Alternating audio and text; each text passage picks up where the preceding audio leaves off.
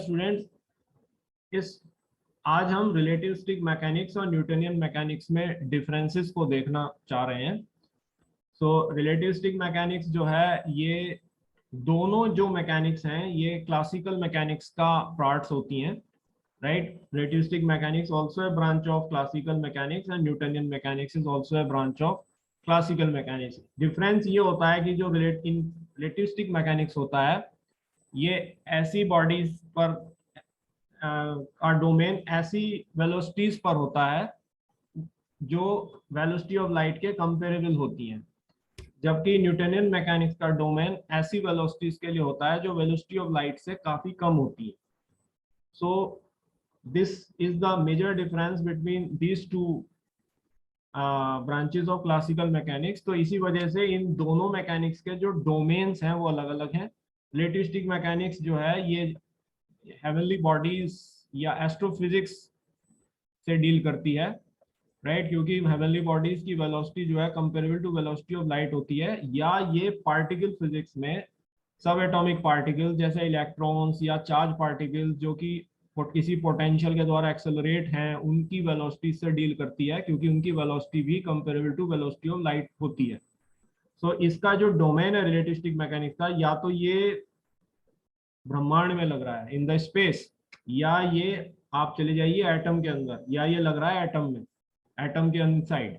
तो या तो ये बहुत बड़ी चीज पे या बहुत छोटी चीज पे है। जिस दुनिया में हम रहते हैं उसमें रिलेटिविस्टिक मैकेनिक्स रेयरली ही दिखाई देती है। न्यूटनियन मैकेनिक्स जो है ये नॉर्मल वेलोसिटीज पर लगती है जो कि वेलोसिटी ऑफ लाइट से काफी कम होती हैं। तो जनरली जिस वर्ल्ड में हम रह रहे हैं उसमें ये न्यूटनियन मैकेनिक्स की एप्लीकेशंस दिखाई देती हैं।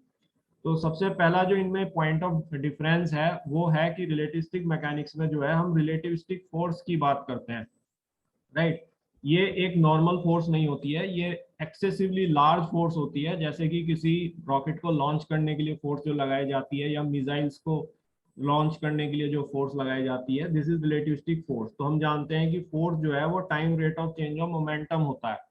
सो F is dp by dt, so I can say d by dt and p is mv, right. तो ये जो मास है ये रिलेटिविस्टिक मैकेनिक्स में टाइम के साथ चेंज कर रहा है, it is not constant, because जैसे बॉडी की वेलोसिटी चेंज करेगी टाइम के साथ वैसे ही उसका मास भी चेंज करेगा। तो यहाँ पर ये दोनों मास भी और वेलोसिटी भी टाइम के फंक्शंस होते हैं, राइट। तो this is an important concept in relativistic mechanics. तो इसी वजह से हम कभी भी रिलेटिविस्टिक मैकेनिक्स में एफ को एम ए नहीं लिखते हैं, F is never written as M A, because in that case you are treating mass as constant, but in relativistic mechanics mass changes, so we always write relativistic force as d by dt mv in the case of relativistic mechanics। जबकि Newtonian mechanics में मास जो है वो constant होता है, independent of velocity होता है। तो इसी वजह से जो फोर्स होता है वो m dv by dt लिखा जाएगा, v ही केवल टाइम के साथ चेंज हो रहा है, dv by dt is acceleration. So this becomes F is equal to ma, जहाँ m is constant. So this is the first point of difference. The second point of difference is that कि relativistic mechanics में जो relativistic momentum होता है वो relativistic मास के form में आता है mv, जबकि न्यूटनियन मैकेनिक्स में जो मोमेंटम होता है वो रेस्ट मास के फॉर्म में आता है m नॉट v, राइट। तो इस रिलेटिविस्टिक मास को हम रेस्ट मास में चेंज कर सकते हैं। तो ये relativistic momentum actually relativistic mechanics में होता है m naught v upon √1 minus v square by c square.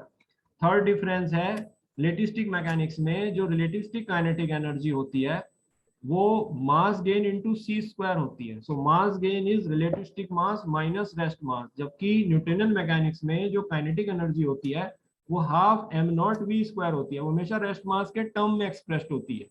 ये रिलेटिविस्टिक मास माइनस रेस्ट मास होती है because it is enormously high, right. ये बहुत ज्यादा होती है, it is large in magnitude, it is enormous, whereas in the case of your Newtonian mechanics the kinetic energy is quite small compared to the energy rest energy, right. तो इसी वजह से ये हमेशा रेस्ट मास में expressed होती है। तो इस रिलेटिविस्टिक मास को मैं रेस्ट मास के फॉर्म में ला सकता हूँ। तो k is equal to m not upon √1 minus v square by c square minus m not c square, इस फॉर्म में ये लिखी जा सकती है। चौथा डिफरेंस है जो रिलेटिविस्टिक मैकेनिक्स में टोटल एनर्जी होती है, जिसको हम रिलेटिविस्टिक एनर्जी कहते हैं, वो भी रिलेटिविस्टिक मास के फॉर्म में एक्सप्रेस्ड होती है as E is equal to mc square, right. So ये जो रिलेटिविस्टिक मास है इसको जो है हम रेस्ट मास के फॉर्म में चेंज कर सकते हैं। तो relativistic energy m not c square upon under root 1 minus v square by c square होती है, जबकि हमारे न्यूटनियन मैकेनिक्स में जो रिलेटिविस्टिक एनर्जी होती है वो रेस्ट मास के फॉर्म में होती है m not c square, right. तो ये m नॉट जो है ये रेस्ट मास है जो कि कोई भी बॉडी या तो पोजेस करती है जब वो रेस्ट पर होती है या जब वो किसी ऐसी वेलोसिटी से मूव करती है जो वेलोसिटी ऑफ लाइट के कंपैरिजन में काफी कम होती है। So these are the main differences. तो कभी भी हम रिलेटिविस्टिक मैकेनिक्स में काइनेटिक एनर्जी को हाफ mv स्क्वायर नहीं लिखेंगे, right. It is actually mass gain into c square, because इसमें मास चेंज होता है और ये काइनेटिक एनर्जी एनॉर्मस होती है, जबकि न्यूटनियन मैकेनिक्स में हम half m naught v square लिख सकते हैं। और जो इसमें रिलेटिविस्टिक एनर्जी होती है वो हमेशा रिलेटिविस्टिक मास के फॉर्म में होती है, जबकि न्यूटनियन मैकेनिक्स में भी Einstein mass energy relation valid होता है जैसे रिलेटिविस्टिक मैकेनिक्स में वैलिड होता है, लेकिन इसमें जो मास होता है वो रेस्ट मास होता है।